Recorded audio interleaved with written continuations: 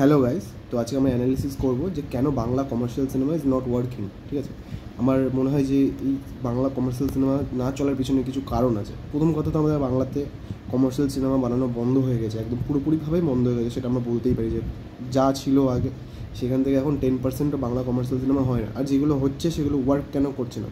আমার কাছে মনে হয় এগুলোর জন্য 3-4টে কারণ, খুব স্পেসিফিক কারণ আছে। ফার্স্ট কারণ হচ্ছে মাল্টিপ্লেক্স।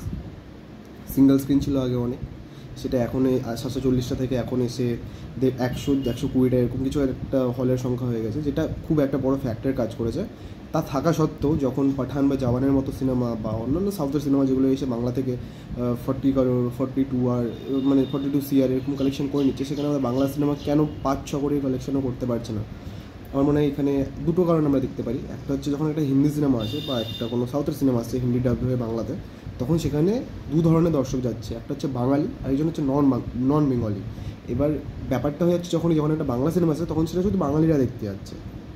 এবার বাঙালিরা দেখতে যাচ্ছে কোন সিনেমা হলে আমাকে সেটা দেখতে হবে। বাঙালিরা দেখতে যাচ্ছে মির্জার মতো সিনেমা একটা যদি ধরি, সেটা আমরা কোন জায়গাতে যেতে প্রেফার করছি, সেটা আমরা যেতে প্রেফার করছি নন্দন, রাধা স্টুডিও, বা যেখানে একটু টিকিট প্রাইসটা কম, নবীনাতে যেমন 100 টাকাতেও টিকিট পাওয়া যায়। এবার এগুলোতে যাওয়া প্রেফার করছি। এবার আমার মনে হয় না মাল্টিপ্লেক্সটা খুব বড় একটা ফ্যাক্টর এখানে ক্রিয়েট করে দিচ্ছে। যেহেতু আমি যদি একটা বাংলা সিনেমা দেখতে যাই সিনেমা হলে, আমি 250 টাকা টিকিট কেটে আমাকে সেই সিনেমাটা সেরকম কোনো একটা ফ্যাক্টর দিতে পারছেন না যে আমি ওই সিনেমাটা দেখতে যাব। আমার তো মনে হয় না যে এরকম কোনো একটা বড় ফ্যাক্টর দিতে পারছে। ইভেন আমি যদি মির্জাকে নিয়েও বলি, মির্জা আমার ভালো লেগেছে, বাট আমাকে ওই ফ্যাক্টরটা দেয়নি যে আমি ওটা 250 টাকা বা 300 টাকা দিয়ে দেখতে যাবো। আমি অতীন্দ্রতে দেখতে গেছিলাম, সেখানে 150 টাকা টিকিট ছিল। আমি অত দূরই ক্যারি করতে পারবো এই সিনেমাটা দেখার জন্য, কারণ তারপরেও আরও অনেক সিনেমা আছে যেগুলো আমি হয়তো একটু বেশি টাকা দিয়ে দেখতে চাই, ভালোভাবে দেখতে চাই। এবার যদি একটা বাংলা সিনেমা এরকম মাল্টিপ্লেক্স সাউথ সিটি এগুলো জায়গাতে আনে, সেখানে যদি 200, 250, 300 করে টিকিট রাখে, তাহলে কোনো দিনই বাংলা কমার্শিয়াল সিনেমা কি কোনো দিনই কোনো বাংলা সিনেমা দেখতে যাবে না। আমরা যদি প্রধান বা প্রজাপতির কথা বলি, সেগুলো চলেছে, এগুলো 100টার মধ্যে 2 বা 3টে এরকম বেরিয়ে গেছে, লোকজন দেখতে গেছে। বাট সব সিনেমার ক্ষেত্রে সেগুলো হচ্ছে না। যেটা আমরা আজকে যদি আমরা সাউথে দেখি, প্রেমালুর মতো সিনেমা বলো বা টিল্লু স্কোয়ার, এখানে লোকজন সব ধরনের সিনেমা দেখছে। তারা প্রেমালু দেখছে, তারা কানাডা থেকে KGF আসছে সেটাও দেখছে, তারা তাদের সিনেমাও দেখছে। এই জিনিসটা অনেক বড় ফ্যাক্টর করছে। আমার মনে হয় মাল্টিপ্লেক্স চেনের দাম কমানোটা খুব দরকার। আমার মনে হয় যে 100 থেকে 150 এই একটা টিকিট রেঞ্জের মধ্যে রাখা উচিত। যে মাল্টিপ্লেক্স বলো বা সিঙ্গল স্ক্রিন বলো, তুমি যে কোনো সিনেমা হলই বলো, একটা রেঞ্জের মধ্যে রাখা উচিত। এই হিন্দি সিনেমা এলো বলে 300 বা বাংলা সিনেমা 200 এরকম করাটা একদম ঠিক না। একটা ফিক্সড রেট রাখা উচিত যে বাংলা সিনেমা আসবে সেটা ম্যাক্সিমাম 100 থাকবে বা 99 বা 149 এরকম কিছু একটা থাকবে, বা হিন্দি সিনেমা আসবে সেটা ম্যাক্স যাবে 300। ইভেন আমি সাউথ সিটিতে দেখছিলাম একটা টিকিট, কোনো একটা সিনেমার টিকিট, সেটা 700-800 টাকা করে। লোকজন যাচ্ছে, কিন্তু কটা লোক আছে সেরকম যে যাবে?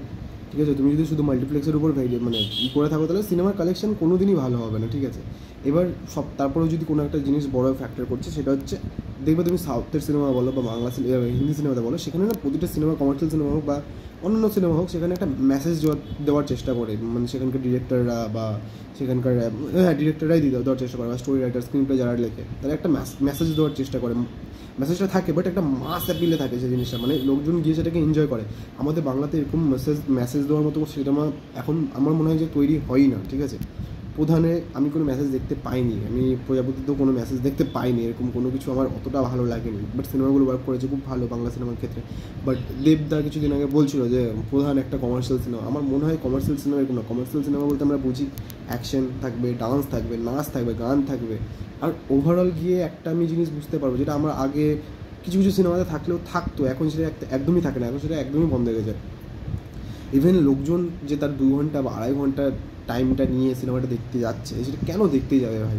2 ঘন্টা 2.5 ঘন্টা সিনেমা গিয়ে যদি আমি যদি সিনেমাটা এনজয় না করতে পারি, তাহলে কমার্শিয়াল সিনেমা দেখার কোনো মানেই হয় না। এবার তারপরে যদি আমি 3 নম্বর পয়েন্টটা বলি, এটা হচ্ছে 2 নম্বর কারণ, যে সিনেমাতে মেসেজ দিতে হবে, যে লোকজন যাতে রিলেট করতে পারে তার সাথে, যে হ্যাঁ সিনেমাটা এরকম একটা মেসেজ দিয়েছে যেটা আমার সাথে কানেকশন হয়েছে, আমি কানেক্ট করতে পেরেছি, তখনই কি সিনেমাটা বক্স অফিসে একটা সফল ভালো রেজাল্ট আনবে। ঠিক আছে, এবার থার্ড, বাংলা সিনেমার রান টাইমটা প্রচণ্ড কমাতে হবে। ঠিক আছে, এই 2 ঘন্টা 45 মিনিট, তবে 2 ঘন্টা 40 মিনিট, 30 মিনিট এরকম সিনেমা করে লাভ নেই।